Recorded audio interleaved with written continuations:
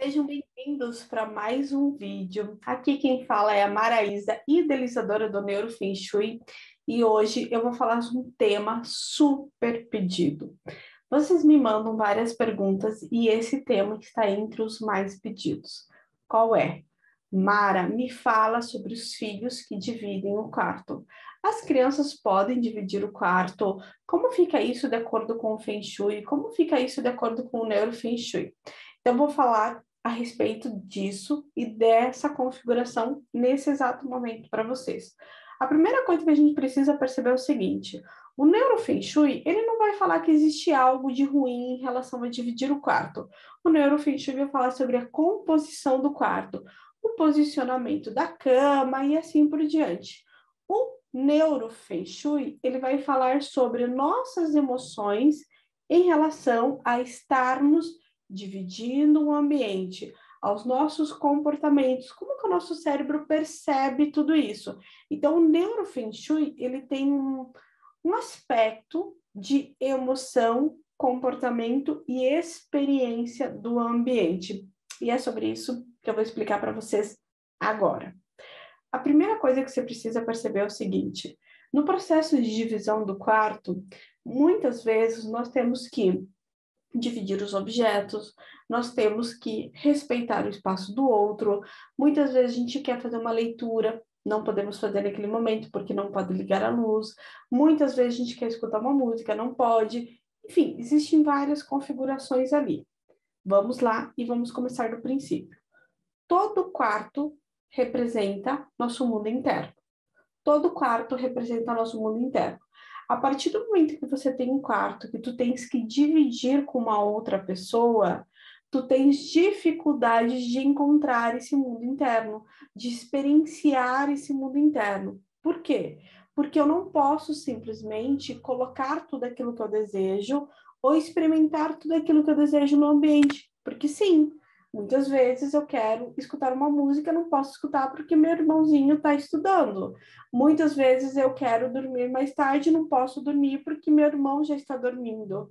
Então, o quarto representa o nosso mundo interno, aquilo que existe dentro de nós. O quarto é o nosso mundo. Você pode perceber quando você era criança ou adolescente, se você hoje é adulto, lembra como era o teu quarto para ti? A gente gosta e a gente gostava muito do nosso quarto. Então, o quarto representa o nosso refúgio, representa aquilo, o lugar onde eu me encontro. Realmente é o meu mundo. Quando a gente divide o quarto, nem sempre a gente pode vivenciar ou experienciar essa configuração. Muitas vezes eu não posso vivenciar o que eu gostaria de viver no meu ambiente. E isso faz com que, lá na idade adulta, essa atitude ou essa experiência traga sinais e sintomas para mim. Por exemplo, hoje, vamos supor que você dividiu o quarto quando era criança. E aí hoje você está na idade adulta e nessa idade adulta você tem dificuldade de tomar decisão, você quer sempre a opinião do outro, você tem muito medo de desagradar o outro. Sabe aquela situação assim, eu só vou fazer se eu agradar as pessoas. Eu tenho que perguntar se eu posso fazer. Eu não posso fazer sem perguntar. E o que que isso representa? Muitas vezes, essa experiência do compartilhar quarto. Porque lá atrás eu tinha que perguntar se eu poderia fazer, eu tinha que verificar se eu ia estar desagradando ou agradando o outro. Isso tudo foi muito forte, isso tudo foi muito nítido. E isso construiu, essa experiência construiu a identidade que tu tem hoje, as atitudes que você tem hoje. Por isso, dividir o quarto é uma boa ou não é uma boa? Eu, Maraísa, não indico que vocês dividam os quartos, porque com o passar do tempo, e às vezes assim, mas eles amam dividir o quarto, eles adoram dividir o quarto, tá tudo certo, deixa dividir. Só que eu quero que vocês compreendam que com o passar do tempo, e principalmente quando chega na idade adulta, esse dividir o quarto trouxe danos de alguma forma, trouxe minhas dificuldades de mostrar minha individualidade, meu autorrespeito, aquilo que eu gosto, aquilo que eu desejo para minha vida, e isso vai responder na minha idade adulta. Então, eu vou ter dificuldade de trabalhar a minha individualidade, meu autorrespeito, porque eu nunca pude experienciar isso quando criança. Eu nunca pude viver a minha individualidade, porque eu nunca fui um, eu sempre fui dois, ou três, ou quatro. Então, eu nunca pude viver eu de uma forma íntegra, porque não era só eu, tinha outras pessoas ali. Consegue entender o quanto isso pode ser danoso para a nossa vida? Essa questão de você estar sempre tendo que pedir se tá bom para você, se você tá feliz, aquela situação de você ter medo de ficar desagradando o outro, de você estar querendo ser aprovado. Será que a minha atitude é aprovada? Será que eu preciso pedir? Então, o que a gente precisa perceber? Compartilhar o quarto, quando é criança, talvez a criança vai dizer que está tudo bem, que não tem problema nenhum, que ela ama dividir o quarto. Com o passar do tempo e chegar na vida adulta, a gente pode encontrar que sim, isso pode trazer muitos danos para a nossa personalidade. Mara, e quando eles não gostam de fato, o ideal é que a gente divida as crianças, que cada um fique no seu quarto, que cada um tenha seu espaço, que cada um tenha o seu mundo. Nós precisamos nos conectar com o nosso mundo, nós precisamos vivenciar o nosso mundo, nós precisamos experienciar o nosso mundo.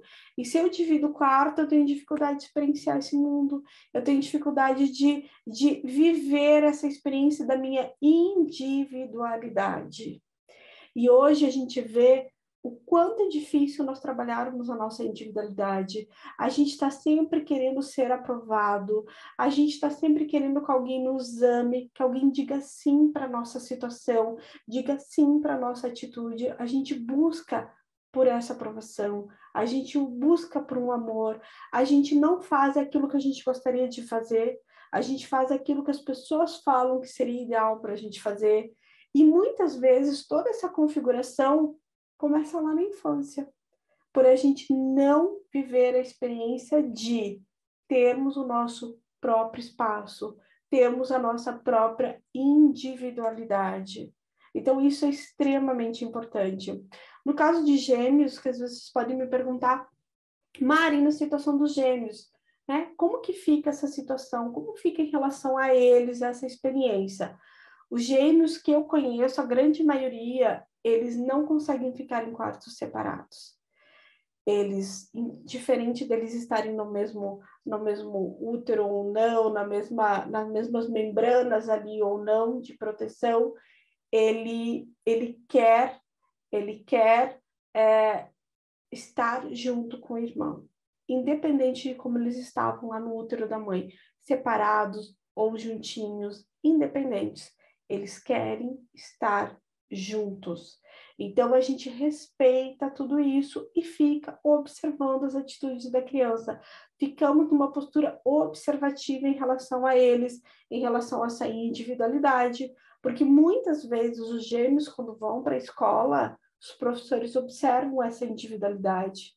E muitas vezes um dos irmãos acaba tomando decisão pelo outro, acaba fazendo algo pelo outro, e a própria escola estimula essa separação, não pelo fato que a gente quer separar os irmãos, mas pelo fato de que esse que está sendo servido pelo outro, ele precisa viver a própria individualidade.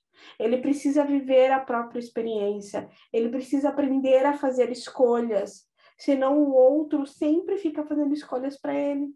E aí ele não vive a própria individualidade, ele não sabe fazer escolhas. E quando chegar lá na vida adulta, a gente vai ter danos com isso. A gente vai ter danos com isso.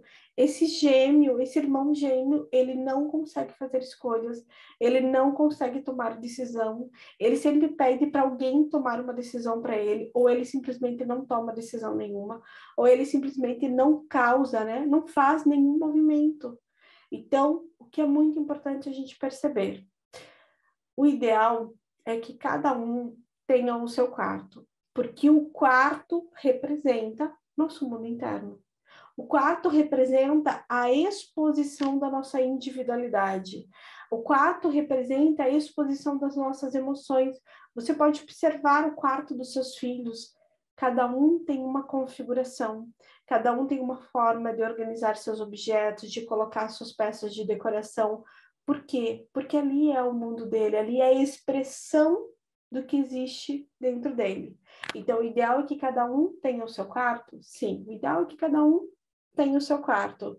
Mara, a partir do momento que a gente não tem essa possibilidade, como que a gente faz?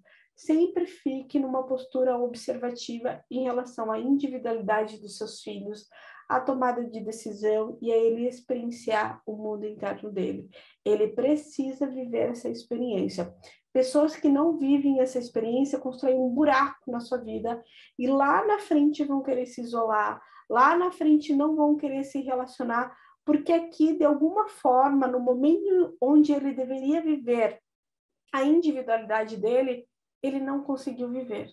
Então, em algum momento, ele vai precisar viver essa experiência. Então, vamos respeitar as fases e permitir que as crianças vivam a individualidade dela.